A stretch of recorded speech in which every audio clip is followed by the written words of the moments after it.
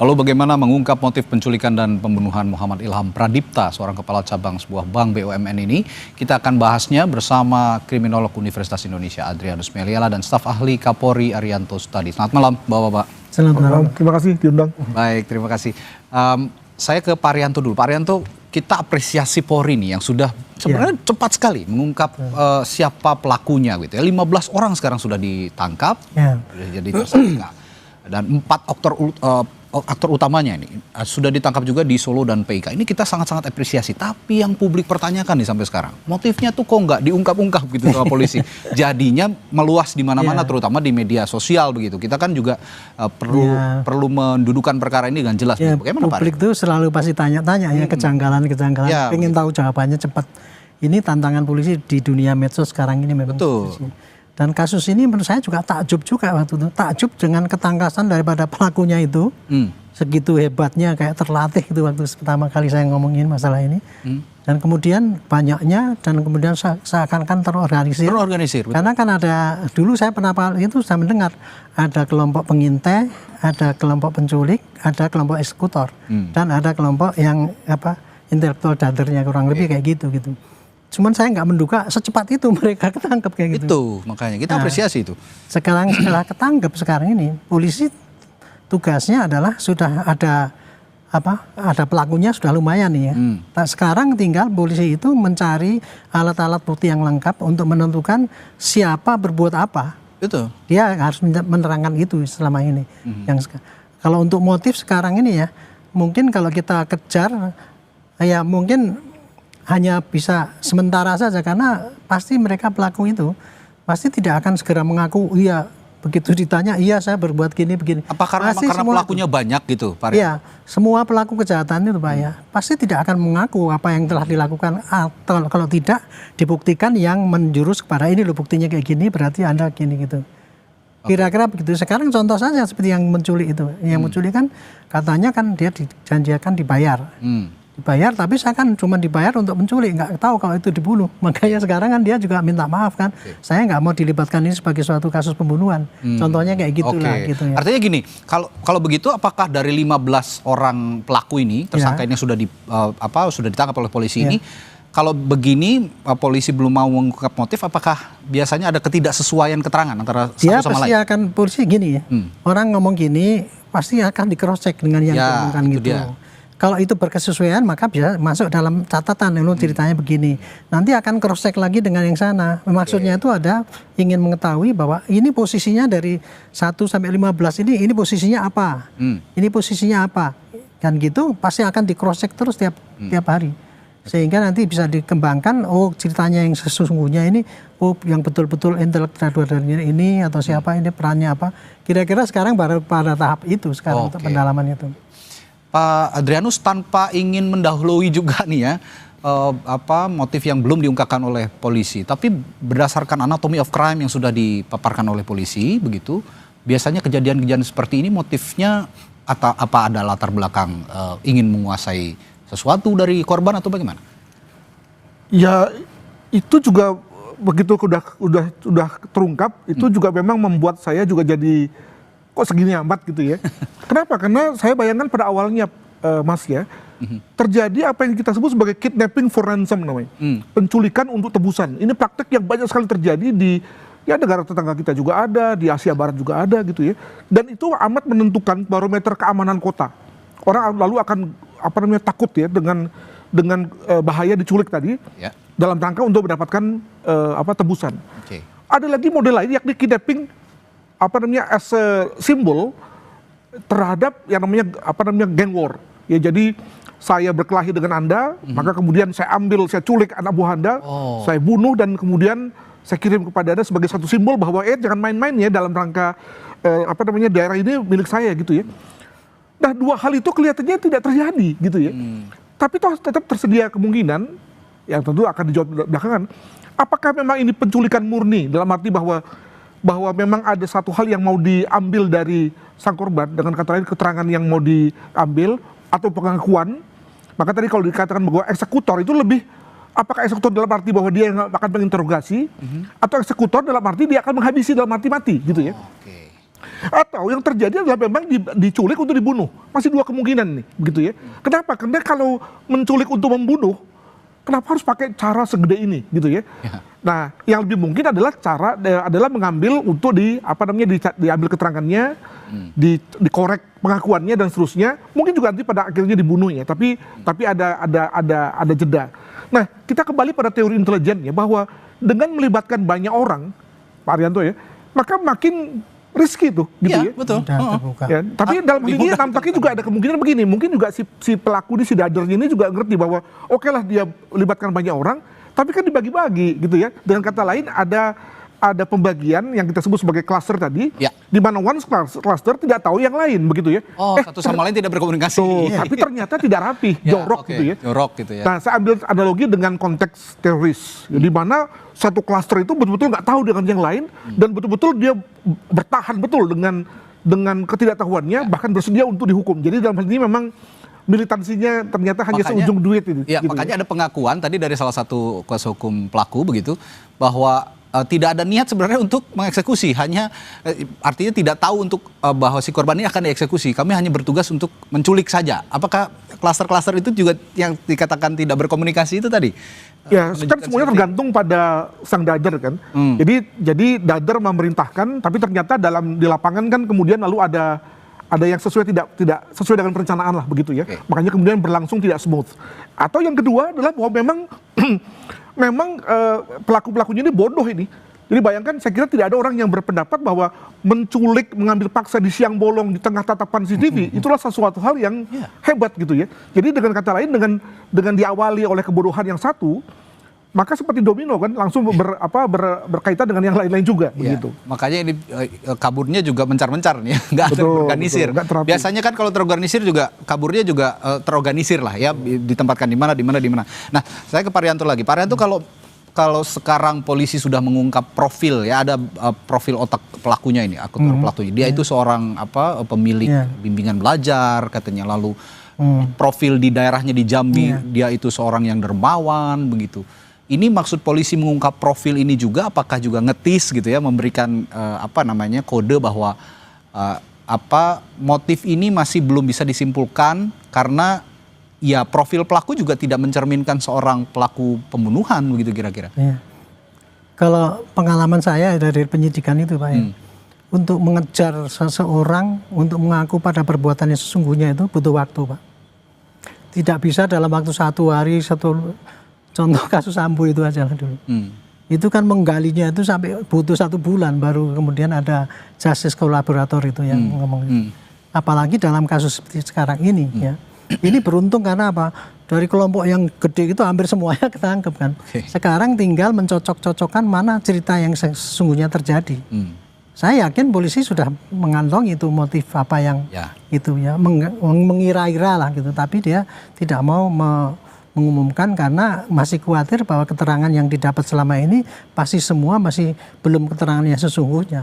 Jadi sekarang ini menurut saya masih cross check terus ya, pendalaman terus untuk mengetahui karena begini ini sangat aneh gitu ya. Kenapa melakukannya begitu terlatih tapi kok kemudian larinya model tradisional. Ya, itu kan tadi. Itu kan pelaku tradisional tuh kalau misalkan habis ini pulang ke kampungnya, itu kan.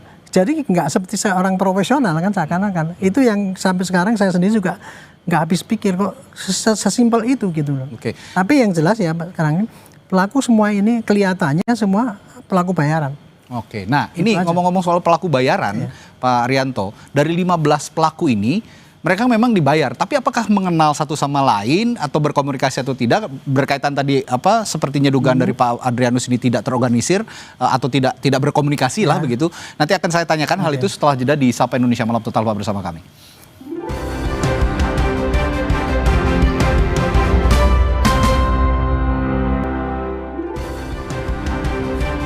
Tadi sebelum jeda saya bertanya ke Staf Ahli Kapolri Pak Arianto tadi, Pak Arianto, soal tadi 15 orang tersangka ataupun pelaku yang sudah ditangkap polisi ini. Kalau dikatakan Pak Adrianus tidak berkomunikasi, oke lah tidak berkomunikasi. Tapi kalau informasi dari penyidik misalnya, apakah mereka saling berkenalan atau saling kenal satu sama lain itu bagaimana Pak komunikasi? Kalau saya malah dengarnya dari keterangannya advokat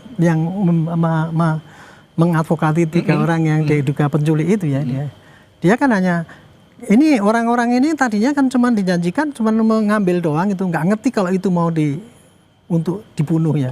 Dan dia kaget ketika sampai sana ternyata beritanya kayak gini kayak gitu.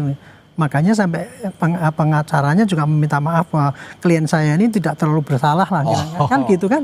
Dan itu biasa, seorang advokat pasti akan sekecil mungkin apa yang diadvokati itu bisa dihukum yang berat kan gitu kan.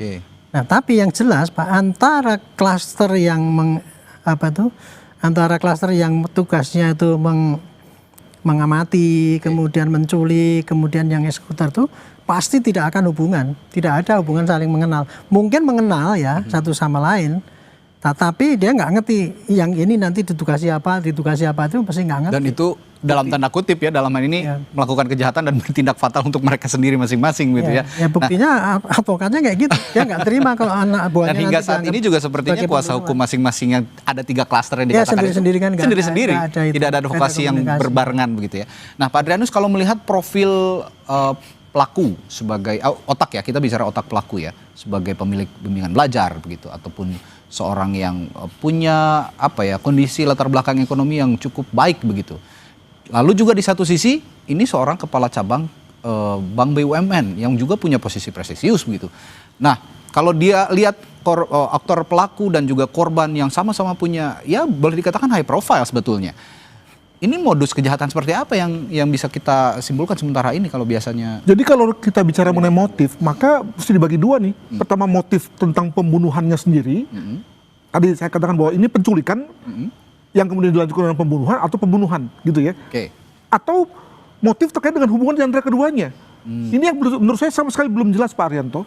Ya, bagaimana caranya sehingga kedua orang ini berhubungan? Apakah dalam konteks hubungan pekerjaan, dengan kata lain saya sebagai banker dan Anda sebagai customer yang akan minta kredit misalnya, atau sebagai teman pertemanan dalam arti ya circle biasa gitu ya, atau apa sebetulnya? Nah, mari kita bayangkan bahwa si hubungannya adalah hubungan kerja, dengan kata lain profesional gitu. Ya si pelaku ini meminta kredit begitu ya. Maka kan tentu masalahnya adalah pada saya mau mengabulkan atau tidak begitu ya. Atau misalnya proposalnya tidak layak tapi kemudian saya kabulkan. Dengan kata lain ada semacam ketidaklayakan tapi kemudian saya terima begitu ya. Atau ada hal yang lain. Nah, ini yang perlu kita lihat nih. Tapi masalahnya adalah bahwa pada saat ini menurut saya atau menurut kita sebagai pengamat rasanya agak tidak enak untuk mengimplikasikan tentang korban, karena apakah korban itu memang terlibat atau tidak, itu saya kira kita menunggu saja di kepolisian. Sebab rasanya kalau misalnya betul-betul bersih, dengan kata lain betul-betul tidak terlibat, maka kenapa harus dibunuh gitu ya. Perhatikan bahwa fraud adalah satu hal, tapi fraud dengan kekerasan adalah hal yang amat langka loh sebetulnya di Indonesia. Jadi ada banyak sekali fraud di Indonesia. Ada kata lain insider atau orang dalam yang lalu melakukan penggelapan macam-macam mulai dari yang tingkat gedung sampai tingkat tinggi. Tapi begitu kemudian diketahui lalu ya udah diam semua. Karena umumnya kan kelas menengah ya yang begitu diberi sanksi semua diam, semua takut gitu ya. Tapi bahwa kalau ini adalah terkait dengan fraud saja internal misalnya, maka mestinya juga begitu. Nah, kenapa kemudian lalu bisa kemudian berentet dengan kejadian seperti ini? Apakah memang dalam hal ini si pelaku itu memang betul-betul murni dendam, ya, nggak merasa rela dibuka? Masalahnya adalah bahwa biasanya kalau kemudian dibuka kasusnya oleh satuan pengawas, umumnya semua terima tuh, gitu ya. Atau dibuka oleh atasannya. Nah, kenapa kemudian ada yang dibuka lalu nggak terima? Ini apa ya, gitu ya. Nah, itu yang saya kira masih menjadi semacam pertanyaan yang kita tunggu dari kepolisian. Demikian. Ini masih puzzle lah boleh dikatakan. Tapi gini deh, Pak Adrianus, kalau dari perspektif psikologi forensik, saya ingin tanya juga, mengapa pelaku memilih modus penganiayaan yang boleh dikatakan brutal ya, ini dengan benda tumpul, karena ada luka benda tumpul tadi yang diungkap oleh polisi. Dan pembuangan jasad di area terpencil ini kan termasuk yang ya cukup brutal lah begitu dilakukan oleh si eksekutor. Mengapa modus ini yang dipilih begitu? Modus operandi ini yang dipilih? Saya setuju dengan Pak Arianto, dampaknya ini memang karena terlalu yakin ya. Terlalu yakin diri, terlalu percaya diri, dan tidak menerima pandangan orang lain. Jadi dengan kata lain si aktor ini sibuk dengan pikirannya sendiri, tidak mau menerima ada second opinion. Dan di pihak lain ada orang-orang yang ya tinggal iya saja mengikuti perintahnya tanpa lalu bisa memberikan semacam masukan bahwa Pak begini bahaya dan seterusnya. Nah, maka jadilah lalu kemudian modus yang kemudian dengan mudah bisa ketahuan. Mungkin begitu. Oke, gitu. baik. Saya coba tanya ke Pak Rianto juga dari perspektif memastikan keadilan bagi keluarga korban juga nih Pak Rianto. Ya. Polisi juga kan harus menghadirkan itu, keadilan bagi keluarga korban. Kira-kira untuk memastikan hal itu yang menuntut hukuman seberat-beratnya keluarga korban ini, bagaimana polisi seharusnya mengkomunikasikan itu kepada korban dan juga kepada publik? Kalau seperti kayak gini ya, ini polisi kepada korban tidak ada sungkan-sungkan lagi untuk mengkomunikasikan apa adanya yang terjadi. Justru pada posisi kayak gini nih, polisi kalau mendekati korban ingin mengorek kira-kira apa masalah pribadi dari korban itu. Beda dengan kalau yang kasus kemarin kan karena masalah pribadi kemudian menyinggung ini sehingga bisa ditutup-tutupi. Kalau sekarang kan ini karena jelas dibunuh. Ya. Itu korban, orang yang baik dan kemudian korban. Pasti dari pihak korban menghendaki ini siapa pelakunya harus dihukum sesuai dengan setimpal dengan ini ya kan. Nah, makanya itu sekarang polisi harusnya ya ini sangat intens sekali untuk mengetahui apa permasalahan yang korban ini. Ya. Kalau dugaan saya ya ini kalau sampai ini ada intelektual dader kemudian memerintahkan orang sampai 15 itu kan jelas polanya kan sudah jelas nih. Ada yang ingin membunuh dan kemudian dia memerintahkan kepada 4 grup ini tadi dan dengan membiayai gitu kan. Tapi kok kemudian endingnya pada sampai membunuh. Itu kan kemungkinan kan mungkin dia mau menutup seperti tadi Profesor mengatakan bahwa untuk membungkam lah misalnya gitu, atau maunya diajak kerjasama tapi tidak mau. Tapi seandainya ya diajak kerjasama tidak mau, kok kemudian pada sampai membunuh itu apa? Kan lebih berat mungkin ya, dia jangan sampai membuka rahasia atau apa mungkin itu yang lebih itu ya, sehingga risikonya lebih besar kalau dia hidup gitu kan. Yang saya heran itu sudah rencananya kayak gitu kok kemudian dia tidak secara teliti itu caranya menghilangkan dengan cara menyuruh orang banyak itu kan mudah diketahui gitu. Itu yang bagi saya nggak bisa menggali sekarang ini. Tapi menurut saya polisi pasti akan sabar ini ya mencari mana-mana yang keterangan yang sesungguhnya yang terjadi itu. Ini pasti ceritanya simpang siur masih banyak. Karena saking banyaknya. Iya, karena banyaknya ya. Tetapi secara garis besar udah kelihatan lah ini ada motif, ada dader, ada yang pelaksanakan. Tinggal sekarang apa sih sebetulnya yang tujuannya itu kenapa harus pakai gitu? Baik, kalau gitu tadi dari untuk komunikasi kepada korban, saya tanyakan Pak Adrianus komunikasi terhadap publik, karena publik juga terus menanyakan apa sih motifnya kalau anak sekarang bilangnya kepo katanya. Netizen itu juga kalau di media sosial juga menanyakan dan akhirnya banyak juga yang menyimpulkan kesana kemari begitu Pak Adrianus. Kalau begitu polisi untuk memberikan komunikasinya kepada publik di tengah kehati-hatian yang memberikan atau menyimpulkan modus kejadian ini bagaimana? Khususnya ketika tadi saya sudah membuat satu semacam sejalemen bahwa kalau memang korban sama sekali tidak terlibat dalam arti dia berada pada posisi sebagai pengawas, melihat adanya kejanggalan ya aliran dana kah atau ada proposal yang di markup kah, yang memang merupakan fraud yang bersifat standar di perbankan, it's okay, ya. Dan tadi dikatakan oleh Pak Arianto, maka polisi juga akan dengan gampang ngomong pada keluarga, ngomong pada teman-teman, dan sekaligus nanti kemudian diakhiri dengan ngomong pada publik. Masalahnya adalah bahwa bagaimana kalau berbeda, dengan kata lain, korban juga langsung maupun tidak langsung sebetulnya tahu terlibat dengan situasi ini. Misalnya pernah dikontak oleh pelaku, diajak serta misalnya, tapi dia nggak mau, ya kan? Nah, ini kan sudah ada unsur pasal berapa tuh, yang artinya dia udah tahu tapi dia tidak berbuat, dia tidak melaporkan misalnya kan, sudah kena.